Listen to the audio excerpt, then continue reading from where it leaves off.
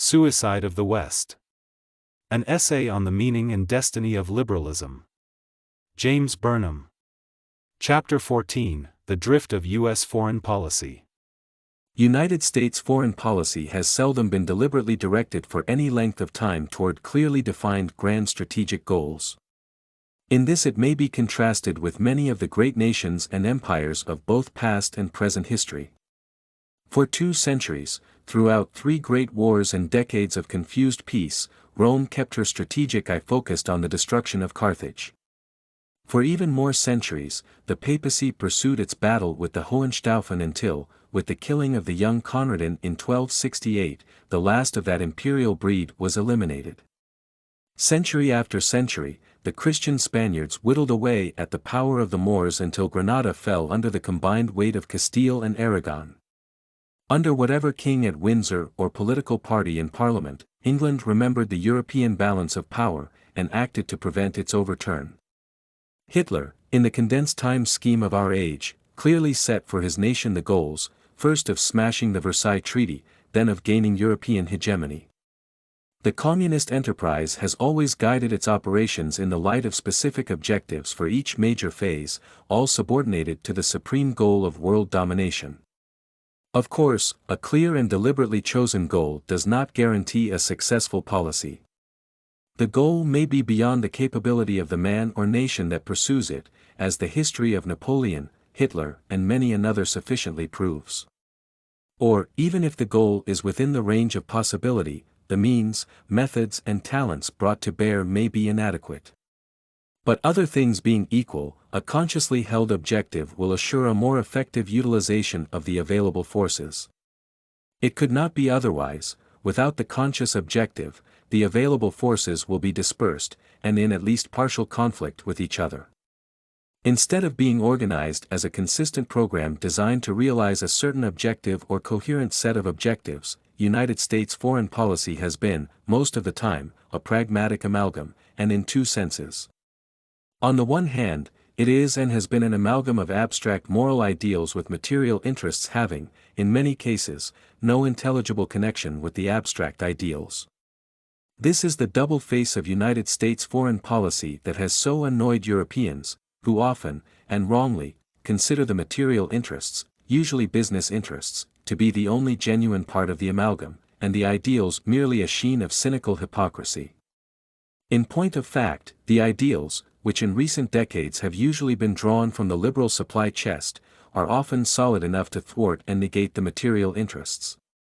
More than one national government or political party friendly to the United States, to recall one set of familiar examples, has been jettisoned by Washington for another that is neutralist or outright anti-Western, but more given to liberal forms and slogans.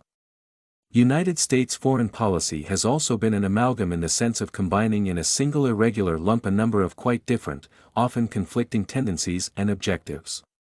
Factions, lobbies and influential individuals in the White House, the State Department, the Central Intelligence Agency, the defense establishment, Congress and the lay public push in divergent directions, toward isolationism and toward globalism, for a Pacific-oriented strategy and for an Atlantic-oriented strategy, pro-Britain and pro-Germany, NATO first, the Third World first, Moscow first.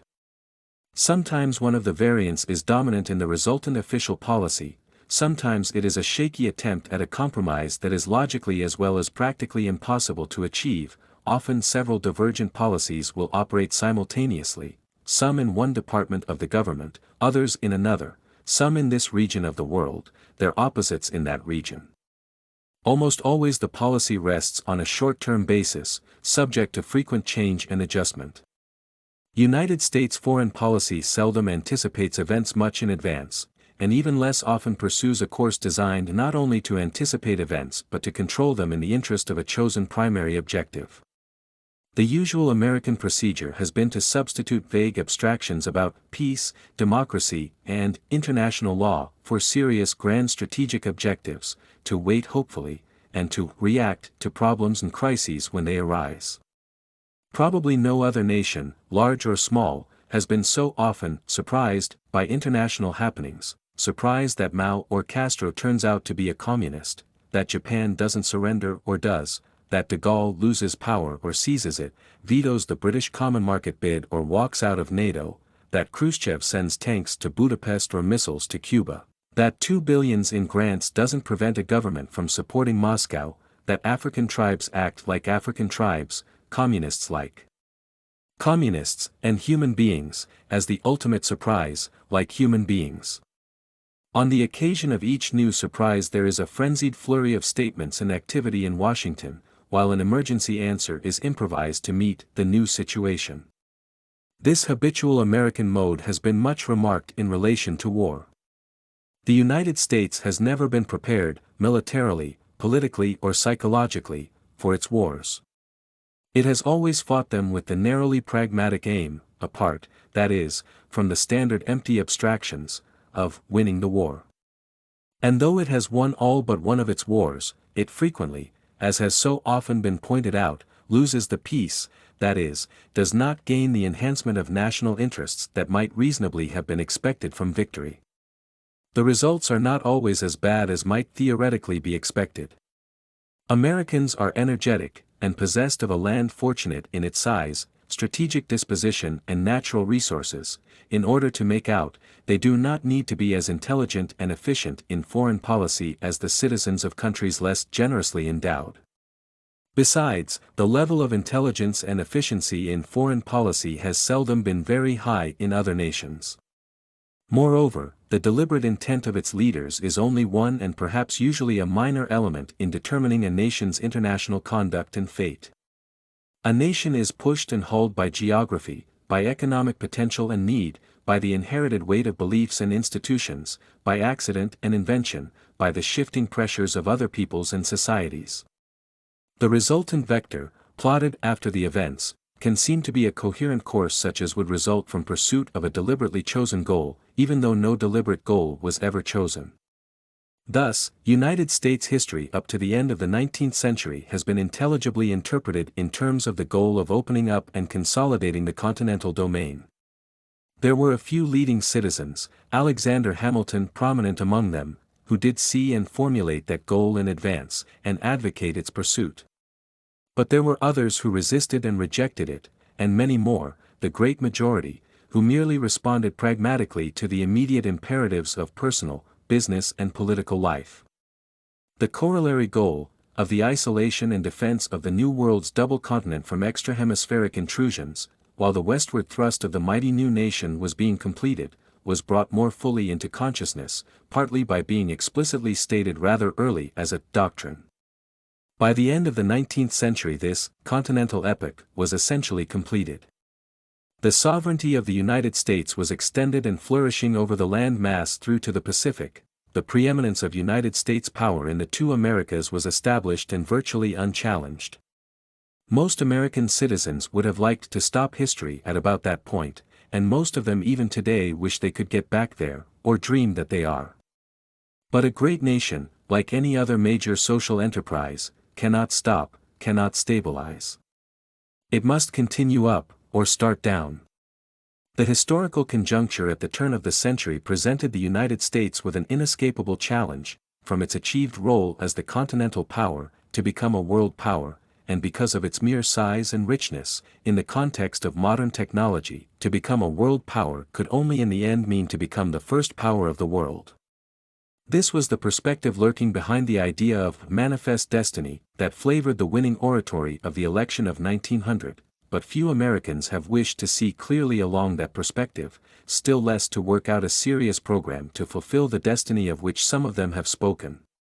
Some have remained, and still remain, within the continental perspective, that is, of isolationism. Others have laced the objective and possible program with the abstractions and the moralizing. Even in 1900, Senator Albert J. Beveridge, leader of the neo-imperialists, was defending the advance of the nation into the western and eastern seas through the Spanish-American War as an act whose far-off end is the redemption of the world and the Christianization of mankind. As religious rhetoric went out of fashion, the problem of relating the nation to the world became both reflected and confused in changing secular slogans: make the world safe for democracy, self-determination of all nations, reign of law, the four freedoms, in short, a vague globalism in place of a serious world outlook. The Spanish-American War can be thought of as an awkward transitional step between the continental and world phases of the nation's history. From the older continental viewpoint, the takeover of the Spanish Caribbean islands and the naval station of Hawaii can be understood as a further consolidation of the continent's defensive perimeter.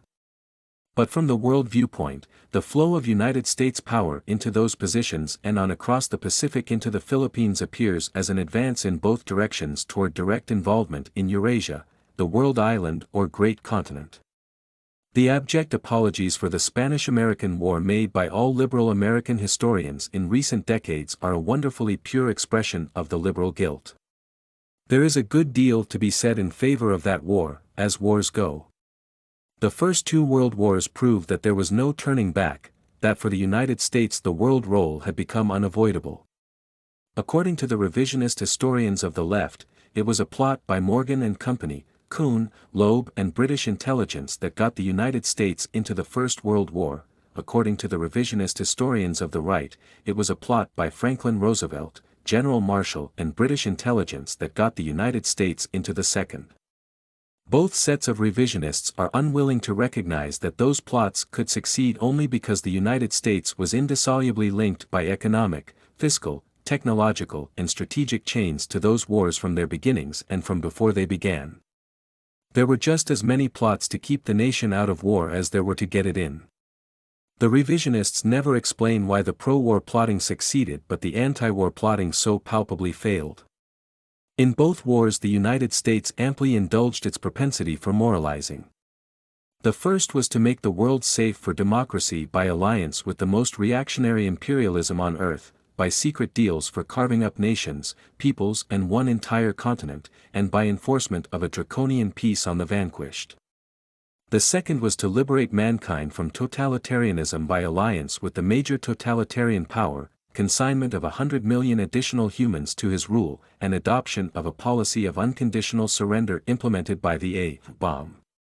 In strategic terms, the United States was acting jointly with Britain on the traditional British principle of the balance of power, that is, was acting to prevent the consolidation of the European continent under a single sovereignty. Inside the framework of Western civilization, this principle is intelligible. So long as world power was overwhelmingly concentrated in the Western nations, preservation of a European balance was justifiable precisely in order to uphold Western ideals within the political and social order. These ideals would have been endangered and in some measure destroyed by the premature consolidation of the European continent under the despotic sovereignty of one of the European land powers. But in the 20th century a formidable power charge was accumulating among peoples outside of the Western structure. The aim of blocking the consolidation of Europe had become obsolescent, the two wars degenerated into an exhausting, incestuous struggle that drained the blood, resources and spiritual energy of the West. Out of the First World War emerged both Japan and a communist Russia as major non-Western power centers. In the Second World War the United States was compelled to accept, along with the perennial British objective of maintaining the European balance, the further objective of preventing consolidation of the Pacific around a rival power. In that aim the United States was, for the immediate period, successful. Japan was defeated, but in the process of its defeat China moved onto the world stage under the management of the World Communist Enterprise. At the same time, in the parallel process of Hitler's defeat, Soviet Russia, by extending its empire over Eastern Europe, destroyed Europe's power equilibrium. The United States is both offspring and organic part of Western civilization. The religion of the United States, its philosophies, ideals and institutions, its conceptions of man, art, science and technology, the errors and heresies as well as the truths, are all derived from common Western roots, with merely local and secondary variations. The Western heritage is given once and for all, indissolubly. There is no parliament that can authorize the nations of the West to renounce their title, no matter how ardently or basely they may yearn to join an anonymous common humanity. They either remain Western or cease to be. Thus the United States can find its destiny only in and through Western civilization, not outside or against the West. The relation between the United States and England, France or Spain, conflicts and wars as well as friendships, are different in historical kind from the relations the United States can have with Japan, Indonesia, China, Persia or Ethiopia. The United States issued from the Second World War as unquestioned leader of the West, and this meant a fundamental change in its strategic relation to the world as a whole. So long as the United States was, in effect if not intention, merely bidding as one Western nation among the others for leadership of the West, its base was its own North American continental domain. But as soon as the United States began actually to function, and to the extent that it functioned, as leader of the West, its base became coextensive with that of Western civilization as a whole, that is, with the Atlantic world. This fact was quickly and unmistakably expressed in the post-war period by formation of the North Atlantic Treaty Organization under United States political domination and military command. It follows, though Americans have not understood or admitted this corollary, that a Western loss, retreat or weakening anywhere in the world, even if accompanied by an apparent strengthening of the United States relative to the other component nations of the West, means a weakening of the basic position of the United States in relation to the world strategic equilibrium. It is the United States as well as the Poles, Hungarians, Balts and the rest that has suffered a loss in Eastern Europe, because Western civilization lost, the United States as well as the Netherlands, in Indonesia, the United States as well as Britain, in India, the United States as well as France, Belgium, Britain and tomorrow Portugal, in Africa. This interwoven relationship is a common phenomenon in military and political conflicts during the decline of a social formation. The internal struggle leaves X on top, but on top of a structure that by that very struggle has been weakened in relation to external structures. At the end of the war, the United States was not only the unquestioned leader of the West, but the most powerful force in the world. By virtue of the Eisenhower Army still in being, the nuclear monopoly, and a colossal industrial plant not merely untouched but immensely stimulated by the fighting, the United States was in fact immensely more powerful than any other nation or grouping of nations. Through the nuclear monopoly the United States had ready access to more firepower than all the rest of the world, just as through its industrial plant it was producing more than all the rest of the world. There was no precedent for this situation in the world as a whole, though there were a few in the histories of geographically limited, civilized worlds. What was to be done with this power? Abstractly considered, the full creative response to the challenge then presented would have been to establish a Pax Americana on a world scale. This would have meant a guarantee, backed by the power of the United States acting as the integral leader of Western civilization, of a viable world polity, the key to which would have been the enforcement of the nuclear monopoly and the prohibition of major wars. Such an arrangement might have been worked out in any of several forms, some more palatable than others. As one variant, it could have been handled through the United Nations machinery. The substance of the proposal for a Pax Americana was stated in different ways by a number of persons immediately following the war.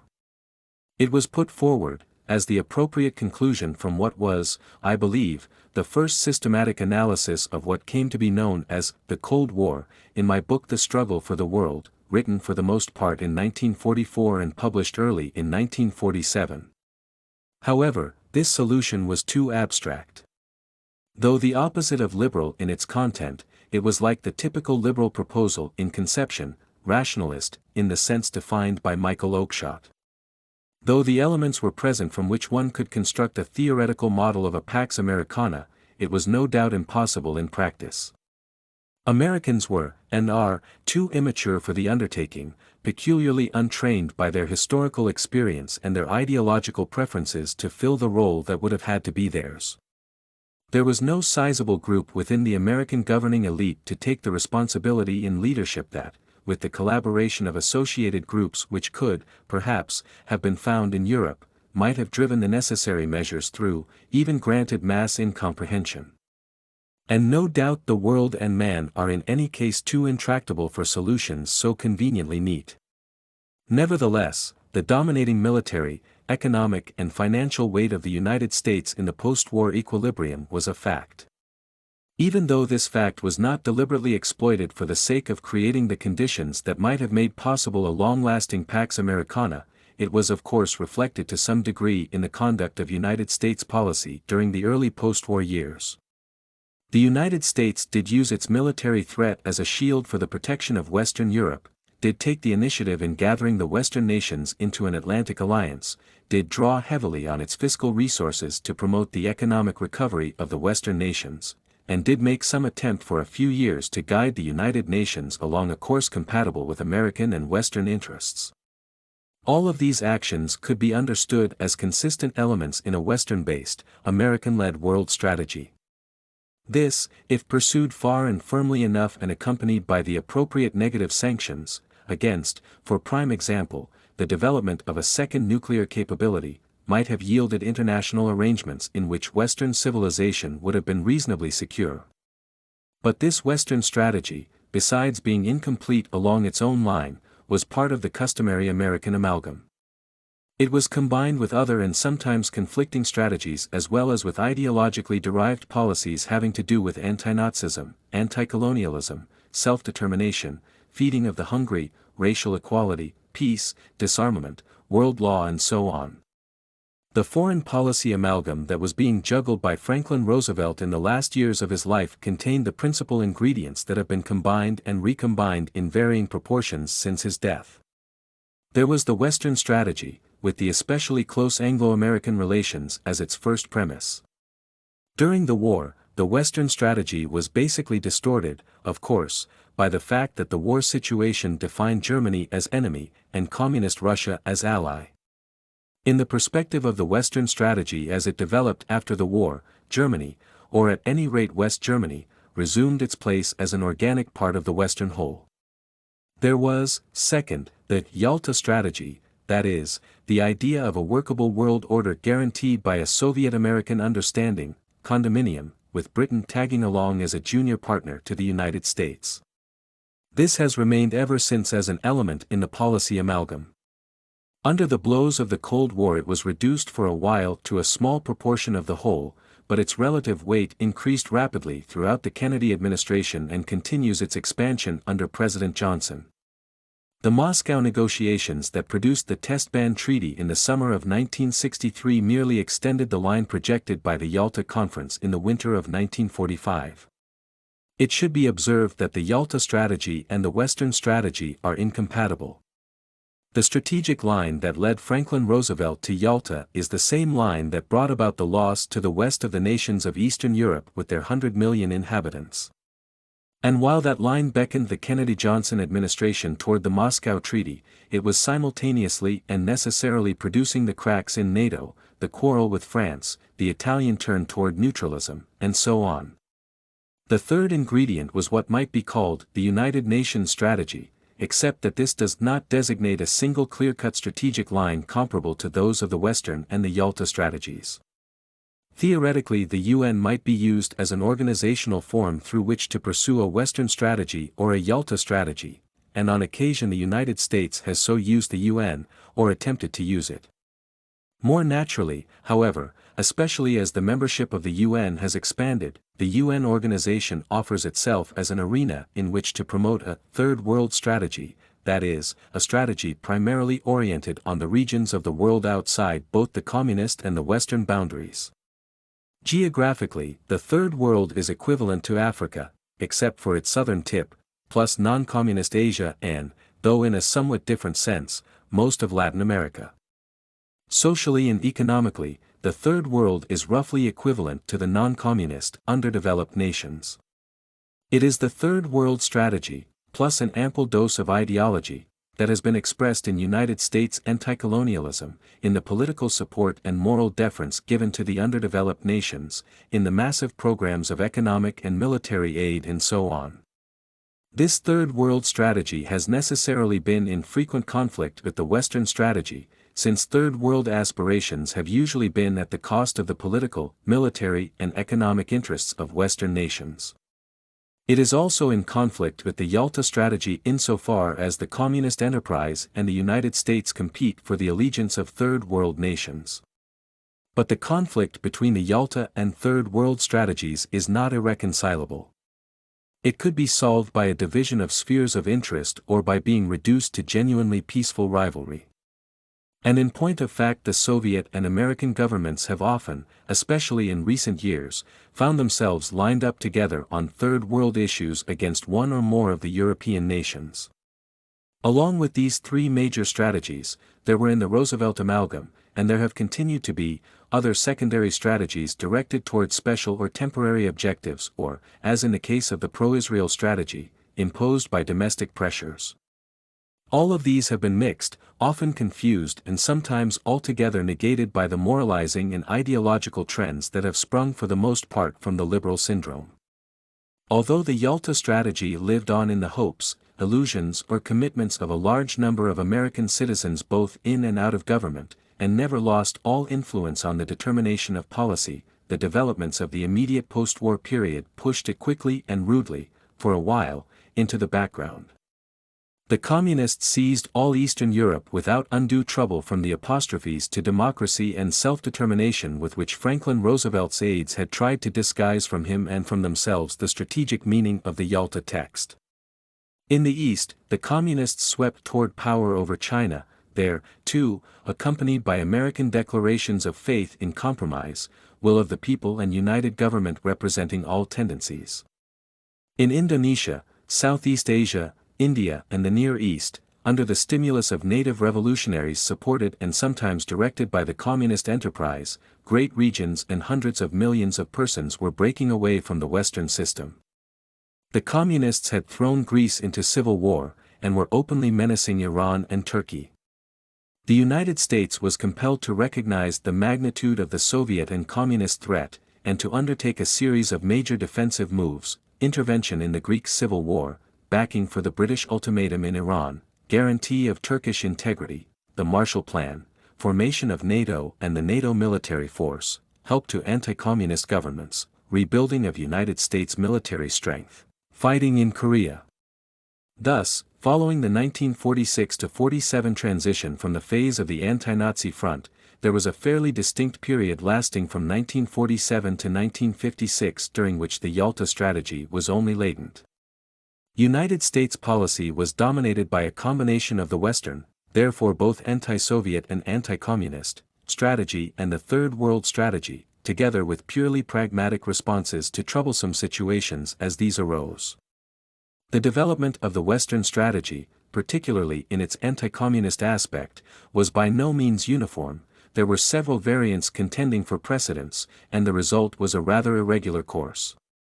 For a while there was a faction in the United States and some of the European nations, and, conspicuously, among the millions of exiles from the communized areas, that called for an objective of liberation, or rollback, that is, a fundamentally offensive version of the Western strategy, seeking not merely to defend the Western remnant against further communist intrusion, but to regain for the West some and perhaps eventually all of the lands and peoples lost to the communist empire. At the other wing, there were those who believed in what amounted to the appeasement of the communist enterprise, though they preferred to call it coexistence or negotiation, and this appeasement wing was supported by those who, from honest conviction, illusion or treachery, were in reality opposed to a Western strategy in any form or emphasis. Most of the time, however, the working policy was a center medley that came to be known by the name of containment, that was first given to it by George Kennan, who as chief of the State Department's policy planning staff under Dean Acheson had a good deal to do with putting it together. The main element of any United States policy toward the Soviet Union, Kennan argued in 1951, must be that of a long-term, patient but firm and vigilant containment of Russian expansive tendencies. This summary statement, which first appeared in his famous Foreign Affairs article, April 1951, under the signature of X, is far from unambiguous. Russia and the Soviet Union seem to be equated, and there is no indication where communism fits in. However, the general drift of the policy of containment seemed fairly clear.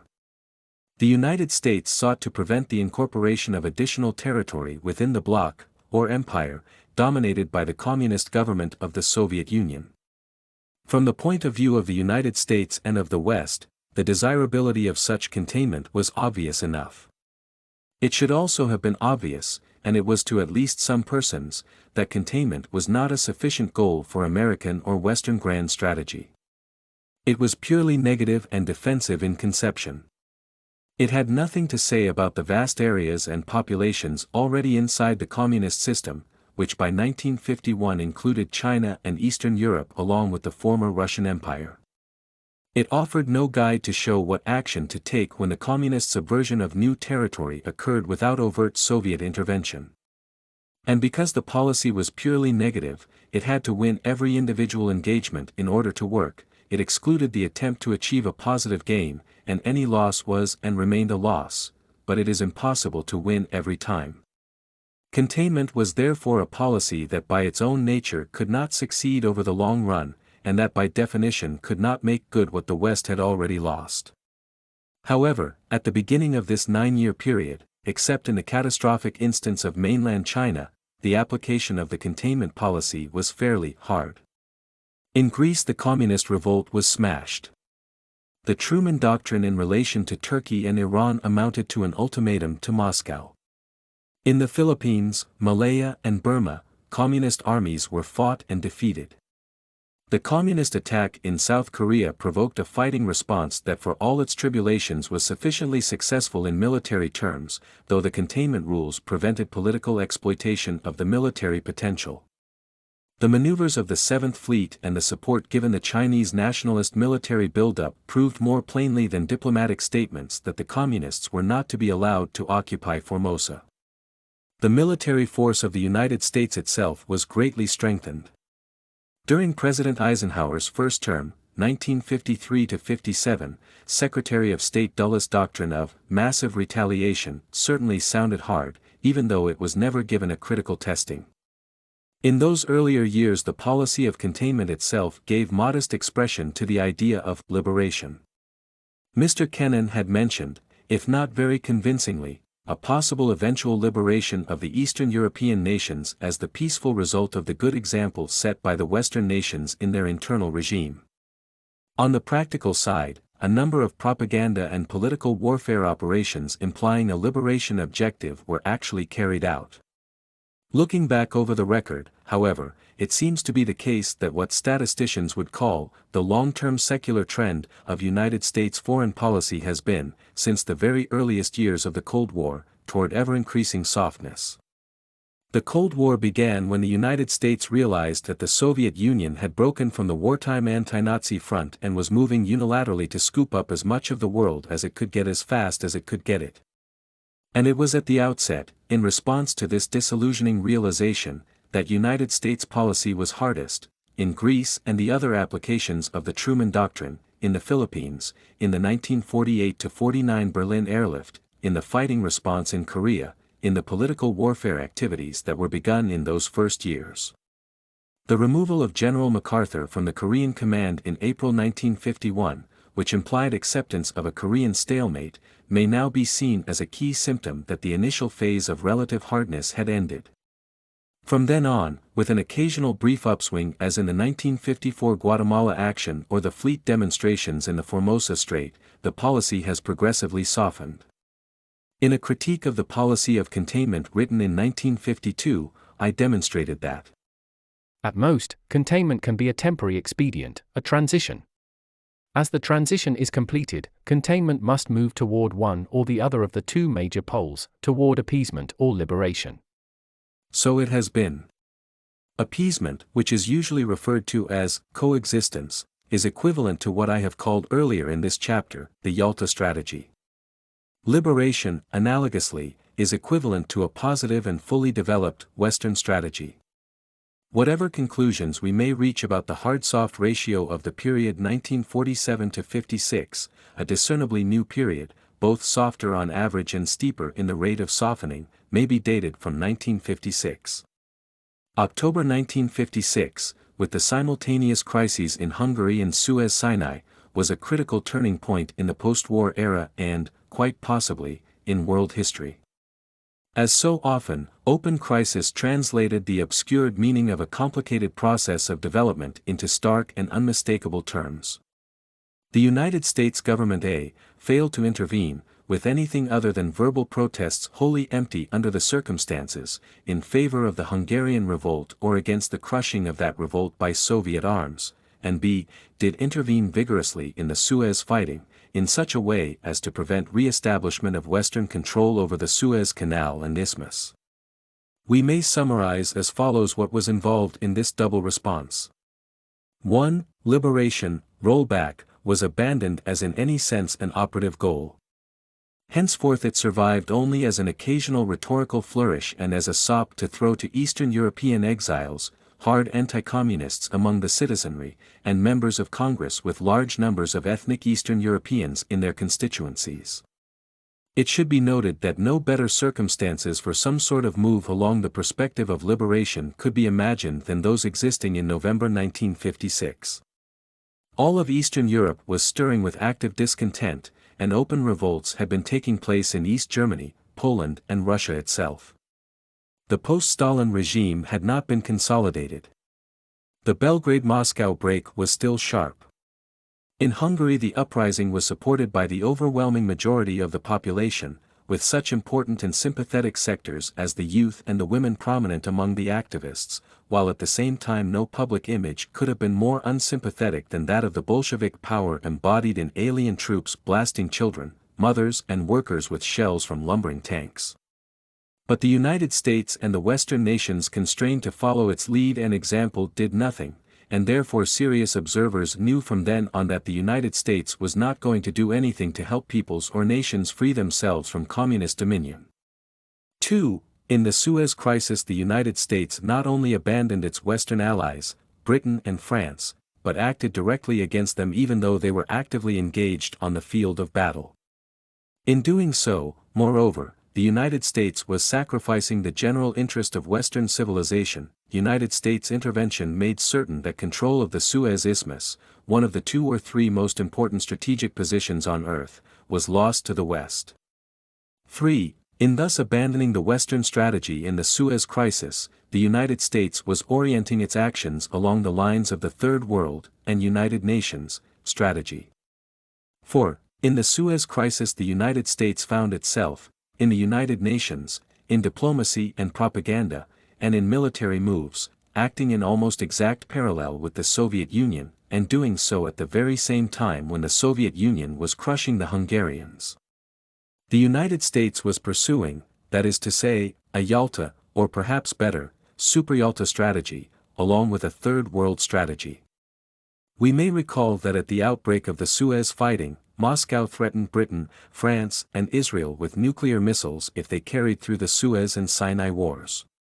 5. In both the Hungarian and Suez crises the United States proceeded in accord with the rule of avoiding direct confrontation with the Soviet Union. In the Hungarian affair, this meant doing nothing, except talking, because taking any practical step would at once have meant a confrontation. In the Suez affair, the avoidance of confrontation went all the way to collaboration. 6. In both the Suez and Hungarian crises, the United States accompanied its actions, and inaction, with an outpouring of rhetoric drawn from the inexhaustible ideological warehouse of liberalism. Acting against the West in Suez was explained by President Eisenhower and his aides as a triumph for the concept of a single law for all men and all nations, of the renunciation of force and aggression, and of the international authority of the United Nations. And it is even possible that these ideological abstractions did indeed determine United States conduct in the Suez affair. Doing nothing in Hungary was made the occasion for sweeping apostrophes to freedom, liberty, the undying spirit of the people, the inevitable downfall of tyrants and the future victory of freedom, truth, justice and peace.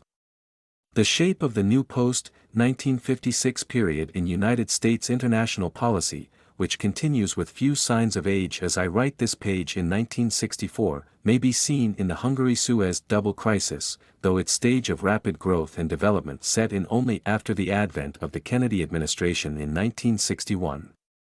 The policy evolves within the outline fixed by these half-dozen points that I have just listed.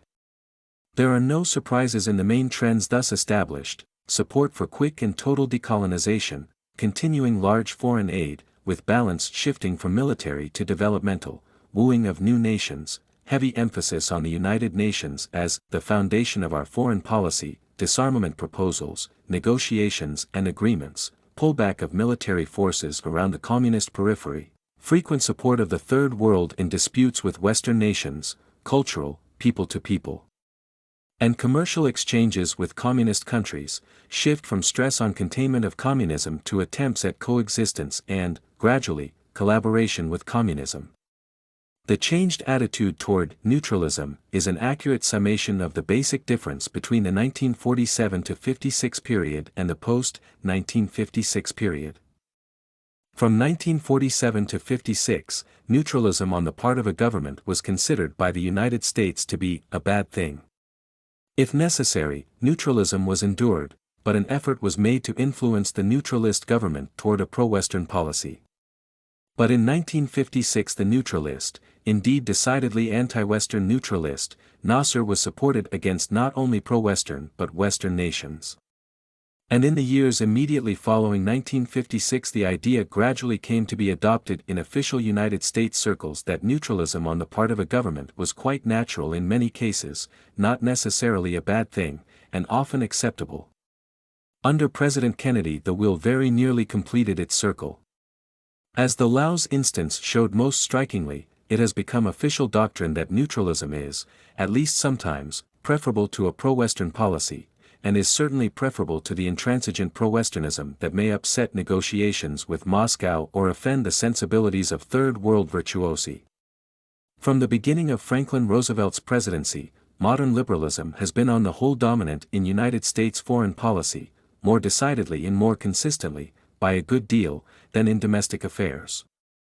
But it is in the period of the anti-Nazi war and in this period that became clearly defined under President Kennedy that the liberal influence in the formation, justification and conduct of foreign policy has been most conspicuous.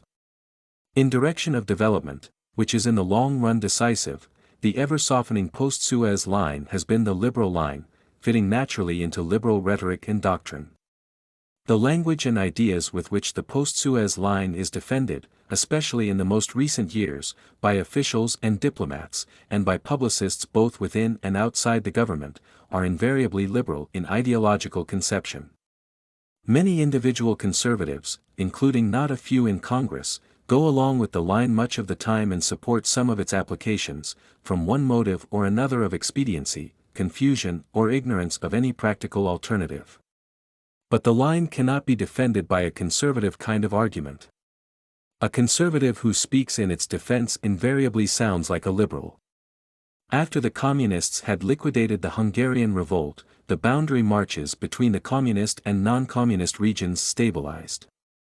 The Western abandonment of the Suez Isthmus opened up the first phase of the African sequence that has still a good many scenes to run. Direct Western power in most of Africa, both north and south of the Sahara, was either destroyed or, in the majority of cases, given up, and Africa joined Southern Asia in the Third World. The United States not merely accepted Africa's breakaway from the West but actively promoted it under anti-imperialist liberal slogans of decolonization, self-determination, racial equality, and so on. In this the United States found itself again, and inevitably, acting in tandem with the Soviet Union which, from its own premises, pushed continuously for the African secession. For converse, and equally inevitable, reasons, the United States found itself more and more often opposed to one or more of the Western nations. Both geographically and politically the Western strategic position was cumulatively eroded.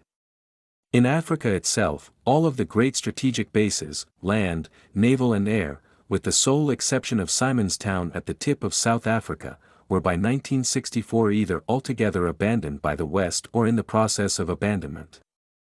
In 1959–60 the communist enterprise established its first beachhead in the Americas through the revolution led by Fidel Castro in Cuba, and from this the communists mounted expanding guerrilla and paramilitary operations in the Caribbean basin and a vigorous political warfare campaign throughout Latin America. Beginning in 1960, in fact, an increasing fluidity became noticeable in the world situation as a whole. Geographic, political and social alignments in Africa were in continuous flux. Sukarno launched his drive for an empire of the South Seas. Indian imperialism showed itself bold against the West in the takeover of Goa, but hopelessly incompetent when the Chinese made their probing attack across the Himalayas. Nasser renewed his project for an Islamic and Arabian empire. Under the administration of John F. Kennedy, the course of United States foreign policy became more openly and more fully assimilated to liberal ideology, as liberals, some of them conspicuous liberal ideologues, added key advisory and policymaking seats in the government to the opinion-forming and bureaucratic posts they had long occupied. The strategic rule by which the main enemy is sought on the right was applied with new rigor and intensity, though it was under the bemused eye of Dwight Eisenhower that American power had been used to help oust the pro-Western but right-wing Batista and to ease the path of the left-wing Castro. No United States move was made to hinder Nehru in Goa or Sukarno in West New Guinea, and in relation to Angola it was the Western ally, Portugal, that felt Washington's lash, not the left-wing revolutionaries who, in a Congolese sanctuary protected by the United States as well as the United Nations, trained guerrillas, saboteurs and terrorists. In Yemen, United States influence was quickly thrown to the support of the puppet of the left-wing, anti-Western Nasser against the right-wing, pro-Western Imam. A principle of asylum that had had no previous exception was violated to permit the left-wing Betancourt to avenge himself on the right-wing but firmly pro-American and pro-Western Pérez Jiménez. Any left-wing professor who shambles from the lecture platform into the presidency of a Latin American state is assured, no matter how total his incompetence, of the applause of the State Department and the open purse of the Agency for International Development, but right-wing military men, no matter how able, who step in to save their country from collapsing will at best get grudging and belated recognition along with liberal oceans of abuse. In the dark and still far from finished Congo episode, United States power and resources were placed at the disposal of the neutralist, anti-Western nations of the Third World in order to smash the relatively right-wing and pro-Western Moise Tshombe. In Laos, the United States withdrew all support from the legitimate, pro-Western regime and compelled its leaders, against their urgent desire, to enter into a united front with neutralists and communists that guaranteed immediate communist control over half the nation and an eventual communist takeover of the rest. Stalwartly, avoiding confrontation with the supreme leader of the left, the United States, to the accompaniment of the usual speeches about freedom, stood aside while the fantastic wall was built across the middle of Berlin. When the showdown came at the Bay of Pigs, the voice of the Third World and the liberal ideologues proved stronger than the need to close the breach into America's inner strategic zone. With all the 1962 bluster over the communist missiles in Cuba, the armed forces of the United States were again ordered to back away from the confrontation. On their ships and on land the communists successfully defied the demand for direct inspection. The Soviet troops and technicians remained in place. The communist regime was left undisturbed in the island, which was being transformed into a fortress at the same time that it was serving as the dynamic base for continental subversion. In Europe and Turkey, the missiles confronting the Soviet Empire so formidably were withdrawn.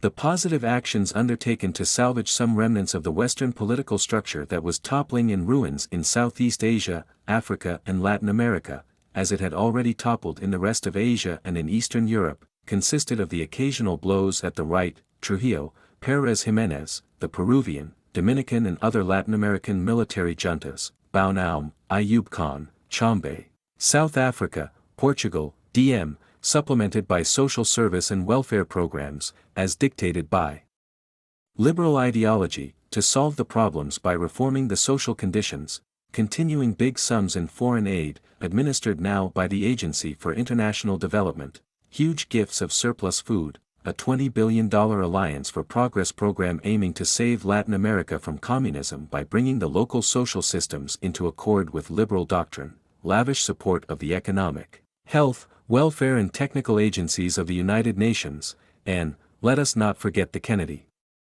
administration's most publicized, and revealingly named, contribution to the solving of the world crisis, the Peace Corps. The Suez Affair, the people-to-people exchange projects, the support of African separation from Europe and the varied disarmament talks showed during the Eisenhower administration that the Yalta strategy had never been wholly dropped. Under Presidents Kennedy and Johnson, its relative weight in the policy amalgam has much increased. The Neo-Yalta strategy has encouraged more and more bilateral negotiations between Washington and Moscow, with London sometimes permitted to sit in, over the heads of both the Western nations and the Third World. Some of the agreements to which these have led have begun to appear in the open: the neutralization of Antarctica, the special hot line opened between Washington and Moscow, the Moscow Test Ban Treaty, the ban on orbital weapons, the expansion of agricultural and other trade. Presumably such actions as the shutdown of the missile bases in Turkey, Britain and Italy, and the moves toward neutralization of Southeast Asia, are the result of other agreements not openly acknowledged. Along with the Yalta Strategy, the Third World Strategy continues to be energetically followed, after the liberal fashion, though favored, too, by many business interests that see European dismissal from the Third World as the chance for large-scale American economic entry. In fact, the ultimate goal implied by a policy based exclusively on a combination of the Yalta and Third World strategies would be a deal between the Soviet Union and the United States to accept and preserve the present division between the socialist camp and the imperialist camp, and to share hegemony in the Third World, administered, perhaps, through the United Nations.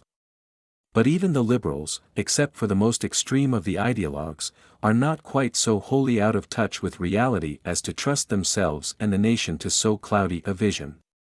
The Western strategy, though no longer assigned unquestioned primacy, remains in the mixture, with the Western alliance and its implicit anti-Soviet, anti-communist posture.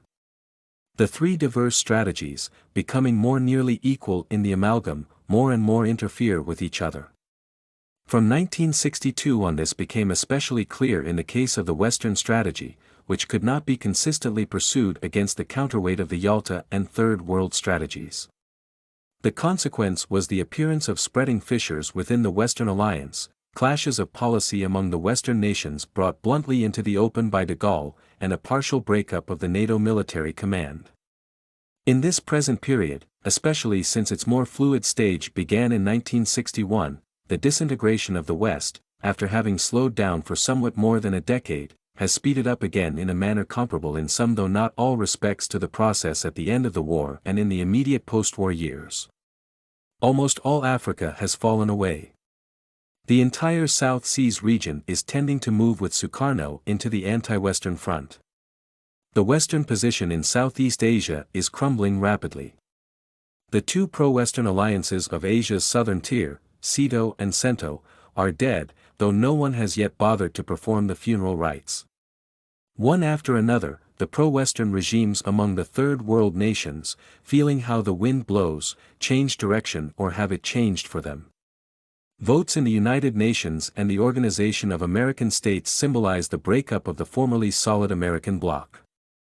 British Guiana, Colombia, Venezuela, Guatemala, Nicaragua are in the direct line of revolutionary fire from the hardened communist base in the Caribbean, and beyond them preliminary volleys are reaching Brazil, Bolivia and Chile. The drift of United States foreign policy, carrying the West with it, is toward continuing disintegration and eventual defeat, or more exactly dissolution. A conclusive demonstration is simple: if the United States has had such trouble handling a small island at its threshold, how can it handle the explosive Third World and the resolute Communist Empire?